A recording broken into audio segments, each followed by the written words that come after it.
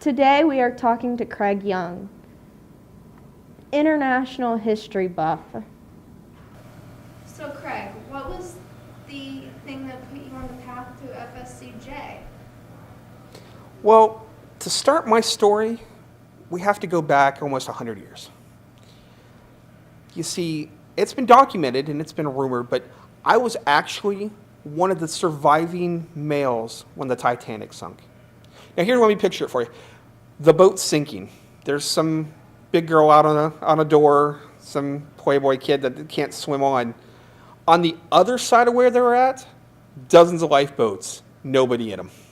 So I thought, I could go swimming, it's cold, or I could sit in the lifeboat, and I'm probably going to survive this. So there were some people in front of me, we just kind of kicked them out of the way. I got on the boat and just started rowing. That got me kind of close to where I am today, but that was my start. So Craig, what makes you think that you were on the Titanic? Think. No, I know I was on the Titanic. See, it's very easy for people to kind of come up with ideas and say, oh, I was here, I was there. No, really, I was there. Boat going down, this weird angle, the band playing the sad music. Now, to be honest, the entire time, this is something that's bugged me about history, is that the band gets so much credit for going down with the boat and the sad song they were playing. Here's the honest truth. The band was horrible. They were at best some indie Irish folk band that they put in at the last second because the good bands decided that they didn't want to have to kind of float over to America and go back. So instead, we got 4 guys. One dude was a decent cellist. He kind of had some great underground work, but really just wasn't all that. But here we are, and these 4 guys are hanging out on the deck as the boat's going down. We knew these guys are horrible. And don't let anybody fool you. They were trying to get on that boat too. The one I was kind of floating away on, trying to save myself. They tried to get on there too. But I have a standard rule in life, no accordion players. That does not happen. We don't bring accordion players on the lifeboat. The celloist, yeah, maybe, sure. If worse comes to worse, we could have floated on that thing. But no accordion players. We don't do accordion players. Same as then, same as now. The cellist, if he'd have tried to get on the boat, I'd have been all right. Dude seemed okay. He didn't seem like he was all into his hipsterish, cello-ish music. But I was there. I know I was there because you can look back in history and you can see where I stowed aboard the Titanic. I bought my tickets. They didn't get them all printed for me. I kind of won them in a card bet at the last deal. I got on the boat. I kind of regret it. It was a good trip up to about that last day. So through history, and you can see there's pictures, there's some documentaries, and I've talked a few times. Ken Burns has been on me for an interview for years, but I was there.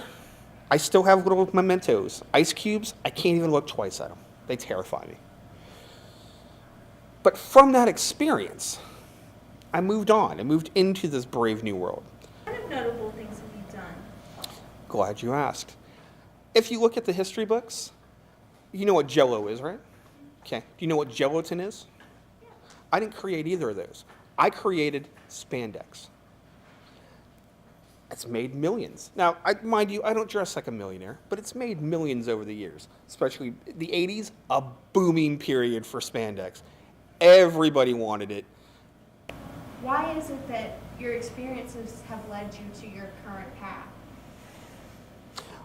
Well, I think all of our experiences lead us to a path. Now, do we always follow that path? That goes back to asking about fate. That's asking about destiny. I follow a path that I try to create on my own. Specifically, whatever benefits me, that I have to do the least amount of work ever. Now, that could involve me on a Tuesday night, sitting in this establishment, doing an interview. On a Wednesday night, I could be at the bar. On a Friday night, I could be on the International Space Station. I have those options. That is what my path has brought me to. Now, sure, I'm sitting here in FSCJ, I'm doing an interview. It's because the people want to know about me. That's where my path has come into. Why are you doing this interview today? Money. Flat out the money. Now, mind you, I've always been a little upset about a piece of history. Are you familiar with that movie Forrest Gump that came out, I don't know, a decade or so ago, 20 years ago? See, I know that guy. Nothing in that story was completely legit. That all came from my experiences. Meeting with Nixon, being in Vietnam, being on MASH, playing ping pong, drinking Tang. That wasn't that guy. That was this guy. See, that's the last time I did an interview, is I talked to the book author, and he just kind of recorded my story, and he was like, yeah, we'll get back to you on it. Doesn't seem like that interesting of a story. Instead, though, next thing I see, here's this movie about my life. Now, mind you, who missed out on all the good stuff? My years, me being one of the first people up on the moon. That was a great TV show. Me starring in Lost in Space. In fact, me even playing for the '68 Steelers. This guy, receiver. I also played quarterback as like the third string, but that was just, in case they needed it. We had a pretty solid team that year.